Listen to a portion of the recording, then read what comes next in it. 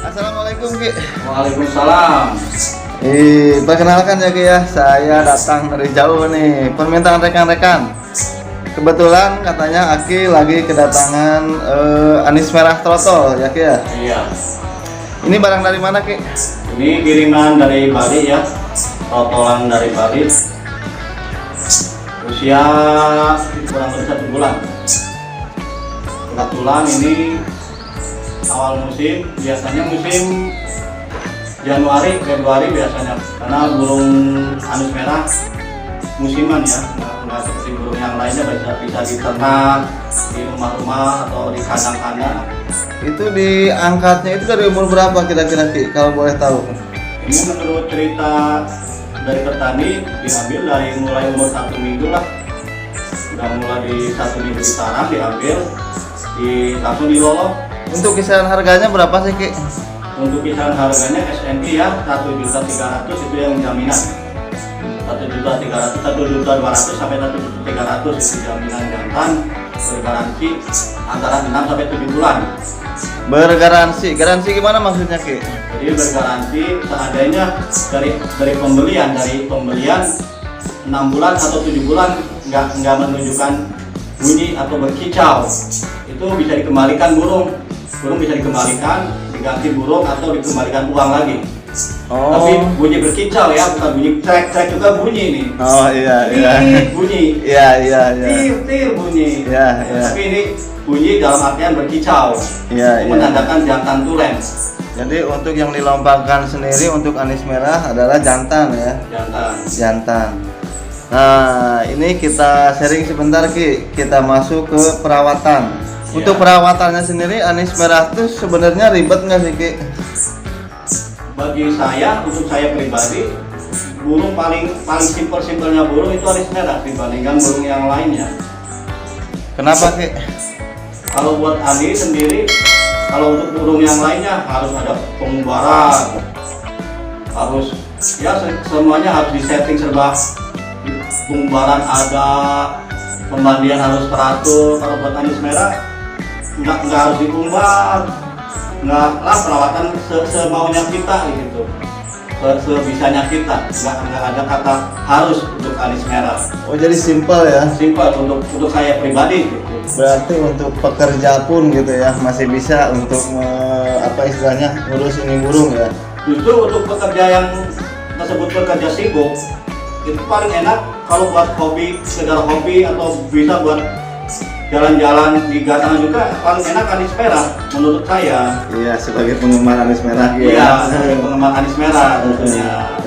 Karena selain mudah rawatannya, simple, jadi anis merah itu nggak butuh stamina yang ekstra seperti kacer atau mulai batu gitu kan, harus butuh stamina yang ekstra gitu kan, harus diolahragakan, ekstra puding juga harus ya mencukupi lah. Untuk anis merah sendiri kan ekstra puding, emang kalau waktu trotol gini mungkin kita hijau ekstra puding ya, seperti cacing sama jangkrik itu sekenyangnya. Tapi kalau udah dewasa, kalau udah mulai gatel, sebagian penghobi malah dielot, nggak dikasih hajir, nggak dikasih ekstra puding gitu. Oh gitu ya Ki ya.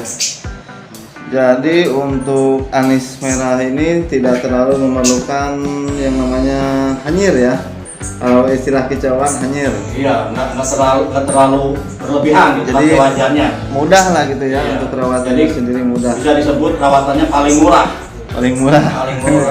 Karena untuk yang kicauan yang lainnya itu satu hari bisa habis sampai 10 ekor, 15 ekor. Oh ini enggak Ki? Kalau untuk anis merah paling satu hari satu, itu pun kalau kita mau ke gantangan gitu ya. Malah sebagian penggemar penghobi untuk anis merahnya biasanya tuh gacoannya udah dielus aja, nggak dikasih hanyir, nggak dikasih ekstra puding, paling mau dikasihnya saat mau digantangkan, mau dilombakan. Oh iya. Ini trotol umur 1 bulan. Nah untuk kedepannya Ki, sampai umur berapa trotol bisa dilombakan? Kalau usia dilombakan itu bagusnya sih 2 tahun atau 2 kali mabung bagusnya. 2 kali mabung. 2 kali mabung. itu udah usia mapan. Oh, itu udah mapan Ya, ya. 2 kali mabuk, usia mapan 2 kali mabuk atau 2 tahun lah. 2 tahun baru bisa digantang. Tapi kalau sekedar buat mainan, buat sekedar jalan-jalan, itu malah kadang-kadang sebagian penghobi baru mutasi aja udah langsung dibawa ke lapang gitu. Karena kalau bahasa kita gatel kan. Oh iya iya. Penasaran gatel, Iya. penasaran baru mutasi aja udah dibawa ke lapang gitu. Oh iya. Tapi kalau untuk bagusnya sih 2 kali mabuk bagusnya. Baru bisa digantang. Iya, itu burung bisa stabil. Mapan lah gitu Mapan, ya. usia mapan. Ini next untuk kedepannya Ki, untuk ke depan ini kita bahas untuk ke depan. Dari trotol tadi dirawat sampai 2 tahun baru bisa dikontes. Sekarang lebih ke harian Ki ya, lebih ke harian. Perawatan trotol itu seperti apa sih? Kalau perawatan kotor sih anjuran gitu ya. Full yang wajib itu full sama air itu wajib. Itu mesti ya, Itu wajib. nomor 1 Iya. itu. Kalau mungkin untuk tambahannya buat ekstra puding buah-buahan lah, seperti di mana alam liarnya anis merah kan pemakan buah-buahan. Iya. Buat hanyir juga perlu, kalau trotol sih perlu gitu ya, untuk nambah kesehatannya, cacing sama jangkrik itu perlu. Buah apa Ki? Buah apa saja Ki? Sepertinya buah apa aja suka sih. Oh, Untuk anis merah buah apa aja suka, tapi terkadang ada anis mana yang nggak suka dengan salah satu buah gitu. Ada yang sukanya buah ini aja, ada yang nggak suka ini. Contohnya ada yang suka pepaya, ada yang enggak gitu. Tapi untuk buah semua buah-buahan suka. Ya untuk bagusnya sih pepaya.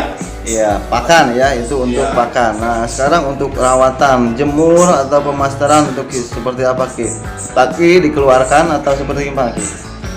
Pemasteran seperti burung lainnya sama aja sih pemasterannya. Kayak model jak jenggot, pemasteran. Politik buat isian-isian burung, untuk materi-materi burung sama seperti yang burung yang lainnya untuk materi. Kesehariannya Ki, dari pagi sampai sore itu seperti apa untuk trotol dulu, trotol? Untuk trotol ini untuk tapi nggak wajib sih ya, nggak wajib ini nggak wajib. Iya. Ini untuk gambaran aja. Ya seperti burung biasa lah, pagi dihibun sekitar jam 5 sampai jam 7-an lah dihibun. Ada dimandi, gas mandi, angin, di angin, seperti burung biasa lah. Sama Umum ya? Iya umum. Kan seperti itu. Tapi kalau emang nggak ada waktu sama sekali nggak juga nggak apa-apa. Nggak apa-apa ya? Iya. Yang namanya burung kita hobi itu harus disesuaikan dengan kemampuan kita. Iya, iya. Jangan sampai kita dibikin repot sama omongan kita. Iya. Jadi seperti Aki bilang tadi, untuk anis merah sendiri nggak terlalu ribet kan? Iya, nggak ada yang pasti, nggak ada yang harus. Iya. Kemampuannya kita aja. Iya, iya. Perawatan mabung seperti apa Ki? Perawatan mabuk seperti burung lainnya sama. Wadopul, ada yang di luar hanyir, ada yang dikasih hanyir. Gimana perawatnya gitulah. Iya, iya. Gimana perawatnya sama seperti burung lainnya sama. Cuman yang membedakan anis merah tuh menurut saya simpel aja. Untuk perawatan harian, hanyir apa itu sama saja. Cuman yang membedakan simpel aja. Simpelnya yaitu nggak harus diumbar, Iya. nggak harus dijemur segini jam, nggak. Karena sekarang lebih ke perlombaan Ki. Untuk persiapannya sendiri anis merah itu seperti apa Ki? Untuk persiapannya biasanya dari 1 minggu belum digantang itu udah disiapin ya biasanya. Iya. Udah disendirikan, tapi kembali lagi gimana perawatnya juga sih. Kadang-kadang yang cuek ya udah nggak diapa-apakan juga, langsung dibawa aja. Gimana kembali sama perawatnya juga sih. Iya, iya. Ini kan cuma sekedar anjuran gitu. Dari udah sebelum 1 minggu sebelum digantang udah didirikan lah gitu. Nah itu untuk anis merah sendiri, saya suka lihat itu Ki berkumpul atau berkerumun, itu maksudnya apa Ki? Ya kalau bahasa anis merah tuh teman-teman itu di track ya. Di track. Iya di track itu buat naikkan ini birahi sama emosi biar stabil Di gantangan. di gantangan. Hmm, iya. Justru rawatan rawatan dalam 1 minggu sebelum digantar itu endingnya ada di track. Kalau kita gagal track udah gagal di gantangannya gitu. Oh gitu Ki. Iya. Sepertinya ini burung biasa di track dua session sebelum dia sudah di track, sebelum digantar 2 session sudah di track. Itu kelamaan nge-track itu bisa gagal birahi bahasanya. Gagal birahi kelebihan. Atau kurang nge-track bisa itu. Jadi perawatan 1 minggu tuh endingnya itu di pas di tracknya itu. Maksudnya gagal birahi itu kurang teler atau setengah main atau gimana Ki? Jadi belum nyampe birahi, atau bisa jadi birahi kelebihan, di gantangan jadi galak. Oh iya. Iya kan, jadi oper birahi, oper emosi. Di gantangan bukannya jalan, bukannya teler, bukannya bunyi, malah galak, melawan. Iya. Ajaknya tarung gitu kan.